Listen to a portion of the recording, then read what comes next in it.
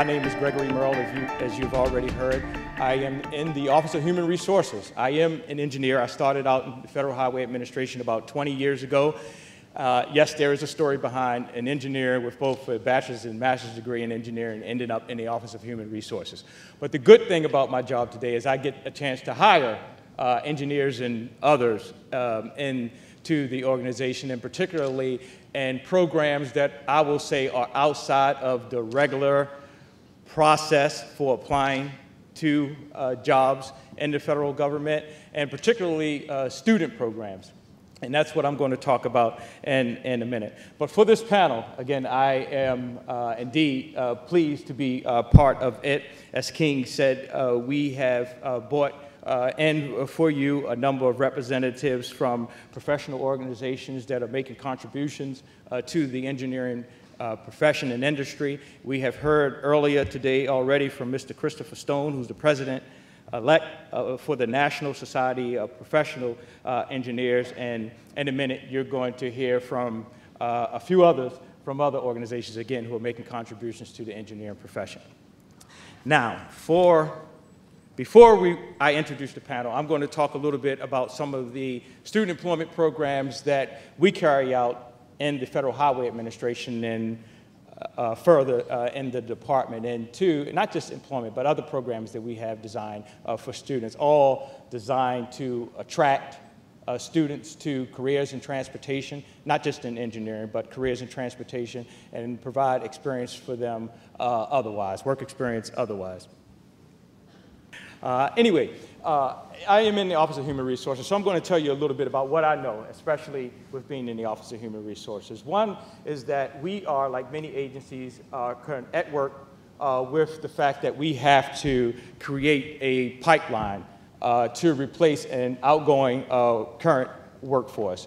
We know that. We have a good percentage of our folks in the federal highways and otherwise in the department that are eligible for retirement, and we need to put in place those people to carry out the mission of the department after these people leave. We also know that in the federal highways especially, that for many of our positions that we're trying to fill, it's more difficult to recruit or to hire people directly into, say, the more, or those positions that are at the higher grade level. So a strategy for us is to create a pool of folks, of employees, who can advance into those positions at higher grades. So some of the programs I'm going to talk about here are those that are designed or serve as a pipeline, again, of those that we can bring into the agency, that we can develop and grow, and those who can ultimately advance into those positions that are more difficult to fill when we recruit directly for them, and otherwise individuals who we can develop and grow to be the future leaders of the Federal Highway Administration, otherwise the U.S. Department of Transportation. And I'm just going to run through some of the programs that we carry out. You're going to remember STEP, S-T-E-P, our Student Temporary Employment Program. For some of you, I'm guessing, maybe in high school, by show of hands. We hire, under the STEP programs, high school students who are seniors. Not too many before your senior year, but we have students who we bring in. We have a relationship right now with a local high school, Cardozo, who operates a Trans-Tech program. Anyone from Cardozo here? Okay, so Cardozo is not present, but we do have a relationship that was established some years ago with the Department of Transportation that provides opportunities for students of Cardozo. But for what and all we do under the STEP program, of course, isn't just limited to Cardozo High School. We have students that we bring on board throughout the country who work for us, again, beginning as seniors in high school. Oftentimes, students who work with us under this program, the duties can be as simple as administrative and clerical duties. But still in and with that, these opportunities provide just that, an opportunity for the student to get some insights into careers in transportation. They get an opportunity to begin establishing a network of mentors and peers who can help provide career advice and otherwise move them along even in their academic pursuits. We have also the Student Career Experience Program, or SKEP. I spoke about STEP, now here is SKEP.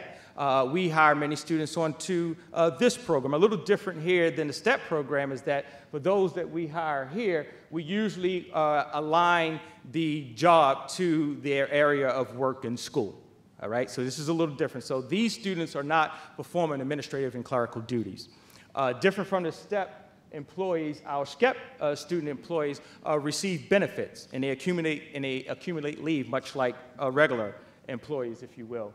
Also, those who are on our Student Career Experience program, they become eligible for conversion to permanent positions. They can become eligible for permanent positions when they complete their programs of studies as students. And programs of studies being any degree or certificate program of study. And we've had a lot of success there. When I say converted, I mean non-competitively. So we have students, again, beginning as seniors in high schools as STEP. Many of them are converted to SKEPs. And then when they complete their college program or certificate program, they are, again, non-competitively converted into permanent positions in the agency. That's a good way to go. We have some students with us today who started out as seniors in high school, and they have moved along, including with promotions through the agency, have graduated from college and are now sitting in permanent positions in the agency, not once really having to apply for the position in the way that most people would otherwise have to for a job in the federal government. And certainly many of you have not had the opportunity to do so yet, but if you should ask your parents or others who may have done so before, they can tell you that getting into federal service isn't easy. So now is a good time than ever before, I would say, to be a student, especially a student intern. We also have the Summer Transportation Internship Program for Diverse Group. We carry this program out in the Federal Highway Administration for the entire Department of Transportation. We have certainly many of the department representatives here who probably don't carry out programs such as ours using the SKEP and STEP appointments as we do. But on behalf of the entire department, we in Federal Highways carry out this program where we bring in students every summer for about 10 weeks and place them in internship positions throughout the Department of Transportation. So each year, my office will go out with a solicitation inviting other agencies and some state DOTs, in fact, to participate in this program. And we recruit and put in place probably 120 or so students each year out of nearly 1,000 applicants who are applying now for this program. With this program, sometimes the internships can be away. Again, we're placing them throughout the department across the country, and sometimes it could be for students an opportunity to work away from home or school or wherever you may be residing during the summer. But in those cases, we actually do provide housing. So it is housing and a stipend you receive under the STIP program. Under STEP or SKEP, you just receive salary as an employee. We have the Professional Development Program for college graduates. I and a number of others in the room actually started in Federal Highways through either the Professional Development Program or its predecessor, Highway Engineering Training Program. I joined Federal Highways about 20 years ago, I guess it's been now, and I went through this program, and actually before that, another program that I will speak to later. There is a gentleman who I'm going to ask to stand up or raise your hand, Mr. Jermaine Hannon. I'm going to put him on the spot because he's the poster child of all of the programs that I mentioned. He's been through just about all of them. He recently promoted to a team lead position in our California division. He has a staff of about 9 people, planners, and others who report to him. California, by the way, is one of the largest program offices of the Federal Highways Administration. So, proud of you, Jermaine. Anyway, here are the components of our professional development program. It is a 2-year program. Again, college graduates enter this program, and a number of what we consider mission-critical occupations, engineering being one, a number of others I can speak of too. They are assigned to a sponsoring office anywhere in the country, so you're going to be moving about here, where you receive on-the-job training. You will go out and about for other developmental assignments. You will receive training of all kinds. And then we operate within the Professional Development Program, a Professional Development Academy. We realize that even at the start of their career, it's important to get PDP participants thinking and developing in areas of leadership. So the academy is almost about 2 weeks where we bring them all in together to, or for, I should say, training along the lines of leadership, a number of leadership competencies. Other programs, and I'm just about finished here. We participate in the Presidential Management Fellows Program the Federal Highways does. This is a federal program, and so we, as a federal agency, participate, and it could be every year, maybe just one PMF that we will sponsor. And our organization is a 2-year program. These are for college graduates.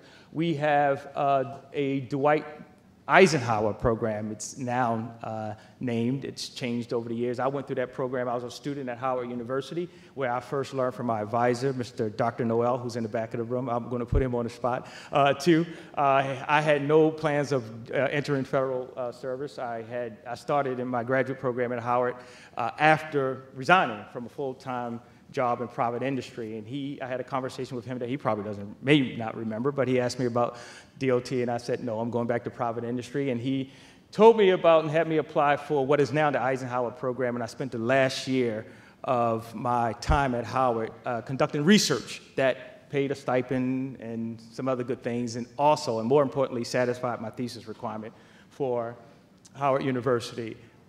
Jermaine also went through that program.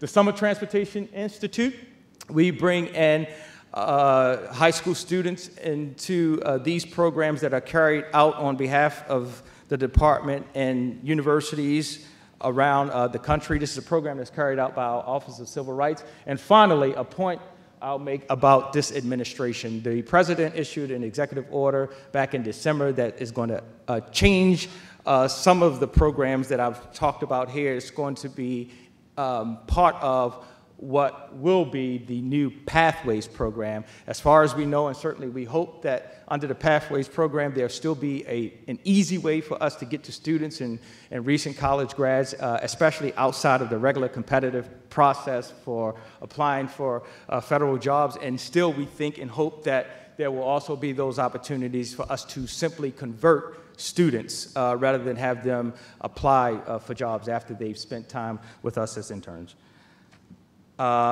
Here's my information. I don't have cards for all of you. I'm going to invite all of you to call me. If you do that, I know I'm going to be busy. But anyway, I am gregory.murrill@dot.gov, 202-366-2535. Thank you very much. I will be around until the end of the day. There is also information on the table out there about these programs that I speak of. Okay? Thank you. Thank you. Thank you.